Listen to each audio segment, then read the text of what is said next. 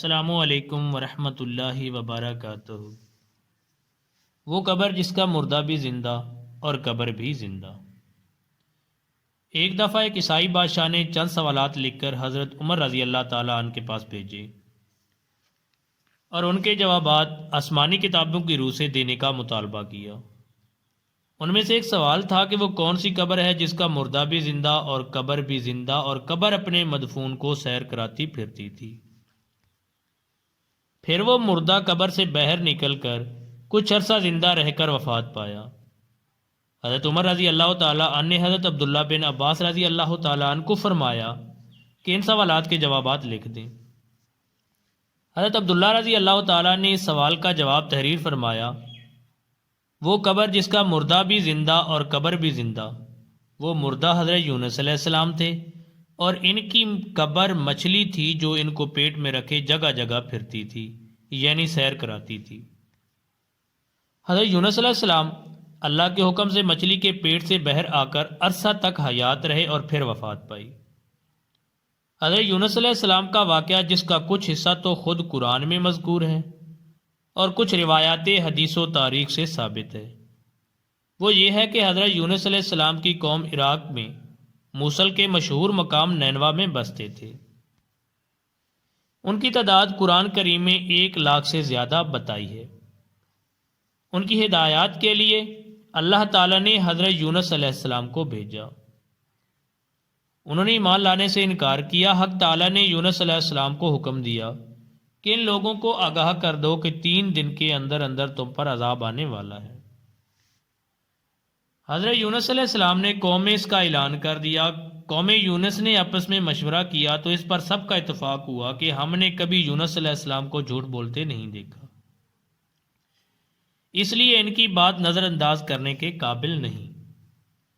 مشورہ میں یہ طے ہوا کہ یہ دیکھا جائے کہ یونس علیہ السلام رات کو ہمارے اندر اپنی جگہ مقیم رہتے ہیں تو سمجھ لو کہ کچھ نہیں ہوگا، اور اگر وہ یہاں سے کہیں چلے گئے تو یقین کر لو کہ صبح کو ہم پر عذاب آئے گا۔ حضرت یونس علیہ السلام با ارشاد خداوندی رات کو اس بستی سے نکل گئے۔ صبح ہوئی تو عذاب الہی ایک سیاہ دھوئیں اور بادل کی شکل میں ان کے سروں پر منڈلانے لگا اور فضا آسمانی سے نیچے ان کے قریب ہونے لگا، تو ان کو یقین ہو گیا کہ اب ہم سب ہلاک ہونے والے ہیں۔ یہ دیکھ کر حضرت یونس علیہ السلام کو تلاش کیا کہ ان کے ہاتھ پر مشرف با ایمان ہو جائیں اور پچھلے انکار سے توبہ کر لیں، مگر یونس علیہ السلام کو نہ پایا تو خود ہی اخلاص نیت کے ساتھ توبہ استغفار میں لگ گئے۔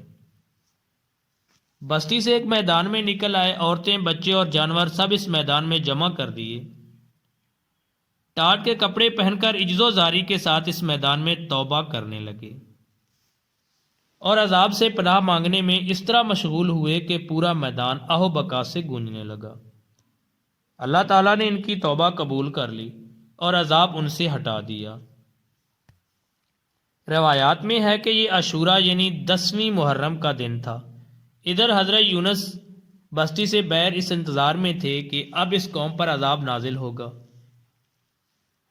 ان کے توبہ استغفار کا حال ان کو معلوم نہ تھا۔ جب عذاب ٹل گیا تو ان کو فکر ہوئی کہ مجھے جھوٹا قرار دیا جائے گا، کیونکہ میں نے اعلان کیا تھا کہ 3 دن کے اندر عذاب آئے گا۔ اس قوم میں قانون یہ تھا کہ جس شخص کا جھوٹ معلوم ہو اور وہ اپنے کلام پر کوئی شہادت پیش نہ کر سکے تو اس کو قتل کر دیا جاتا تھا۔ یونس علیہ السلام کو فکر ہوئی کہ مجھے جھوٹا قرار دے کر قتل کر دیا جائے گا۔ انبیاء علیہ السلام ہر گناہ و معصیت سے معصوم ہوتے ہیں، مگر انسانی فطرت و طبیعت سے جدا نہیں ہوتے۔ اس وقت یونس علیہ السلام کو طبعی طور پر یہ ملال ہوا کہ میں نے بحکم الہی اعلان کیا تھا اور اب میں اعلان کی وجہ سے جھوٹا قرار دیا جاؤں گا۔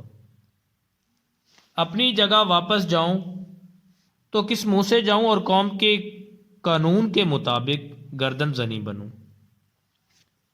اس رنج و غم اور پریشانی کے عالم میں اس شہر سے نکل جانے کا ارادہ کر کے چل دیے، یہاں تک کہ بحر روم کے کنارے پر پہنچ گئے اور وہاں ایک کشتی دیکھی جس میں لوگ سوار ہو رہے تھے۔ یونس علیہ السلام کو ان لوگوں نے پہچان لیا اور بغیر کرایہ کے سوار کر لیا۔ کشتی روانہ ہو کر جب وسط دریا میں پہنچ گئی تو دفعتاً ٹھہر گئی، نہ آگے بڑھتی ہے نہ پیچھے چلتی ہے۔ کشتی والوں نے منادی کی کہ ہماری اس کشتی من جانب اللہ یہی شان ہے کہ جب اس میں کوئی گناہ گار سوار ہوتا ہے تو یہ کشتی خود بخود رک جاتی ہے۔ اس آدمی کو زہر کر دینا چاہیے تاکہ ایک آدمی کی وجہ سے سب پر مصیبت نہ آئے۔ حضرت یونس علیہ السلام بول تھے کہ وہ بھاگا ہوا غلام گناہ گار میں ہوں، کیونکہ اپنے شہر سے غائب ہو کر کشتی میں سوار ہوا ایک طبعی خوف کی وجہ سے اور بغیر اذن الہی کے۔ حضرت یونس علیہ السلام کی پیغمبرانہ شان نے ایک گناہ قرار دیا کہ پیغمبر کی کوئی نقل و حرکت بلا اذن نہیں ہونی چاہیے، اس لیے فرمایا کہ مجھے دریا میں ڈال دو تو تم سب اس عذاب سے بچ جاؤ گے۔ کشتی والے اس پر تیار نہ ہوئے بلکہ انہوں نے قرآن اندازی کی تاکہ قرآن میں جس کا نام نکلا ہے اس کو دریا میں ڈالا جائے۔ اتفاقاً قرآن میں حضرت یونس علیہ السلام کا نام نکل آیا۔ ان لوگوں کو اس پر تعجب ہوا کہ کئی مرتبہ قرآن اندازی کی، ہر مرتبہ با حکم قضاء و قدر حضرت یونس علیہ السلام کا ہی نام آتا رہا۔ قرآن کریم میں اس قرآن اندازی اور ان میں یونس علیہ السلام کا نام نکلنے کا ذکر موجود ہے۔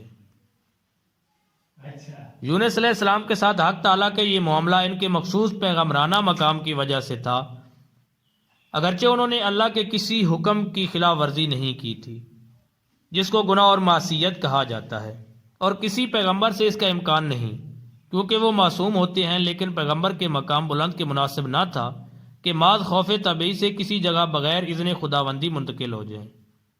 اس خلاف شان عمل پر بطور عتاب یہ معاملہ کیا گیا۔ اس طرف قرآن میں نام نکل کر دریا میں ڈالے جانے کا سامان ہو رہا تھا، دوسری طرف ایک بہت بڑی مچھلی با حکم خداوندی کشتی کے قریب منہ پھیلائے ہوئے موجود تھی۔ یہ دریا میں آئیں تو ان کو اپنے پیٹ میں جگہ دے، جس کو حق تعالیٰ نے پہلے سے حکم دے رکھا تھا کہ یونس علیہ السلام کا جسم جو تیرے پیٹ کے اندر رکھا جائے گا یہ تیری غذا نہیں بلکہ ہم نے تیرے پیٹ کو ان کا مسکن بنایا ہے۔ یونس علیہ السلام دریا میں گئے تو فوراً اس مچھلی نے منہ میں لے لیا۔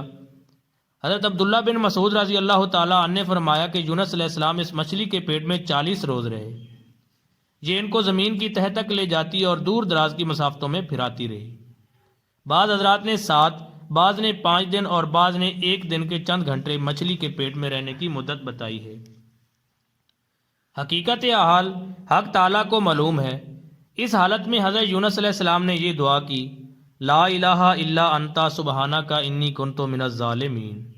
اللہ تعالیٰ نے اس دعا کو قبول فرما لیا اور بالکل صحیح سلامت حضرت یونس علیہ السلام کو دریا کے کنارے مچھلی نے ڈال دیا۔ مچھلی کے پیٹ کی گرمی سے ان کے بدن پر کوئی بال نہ رہا۔ اللہ تعالیٰ نے ان کے قریب ایک کدو کا درخت اگا دیا جس کے پتوں کو سایہ بھی حضرت یونس علیہ السلام کے لیے ایک راحت بن گئی، اور ایک جنگلی بکری کو اللہ تعالیٰ نے ارشاد فرمایا کہ وہ صبح و شام ان کے پاس آ کھڑی ہوتی اور وہ اس کا دودھ پی لیتے تھے۔ یہ تھا حضرت یونس علیہ السلام کا واقعہ۔ اگر آپ کو یہ واقعہ اچھے لگے تو میرے چینل کو سبسکرائب کر لیں تاکہ مزید اس قسم کے واقعات آپ کو ملتے رہیں۔ السلام علیکم۔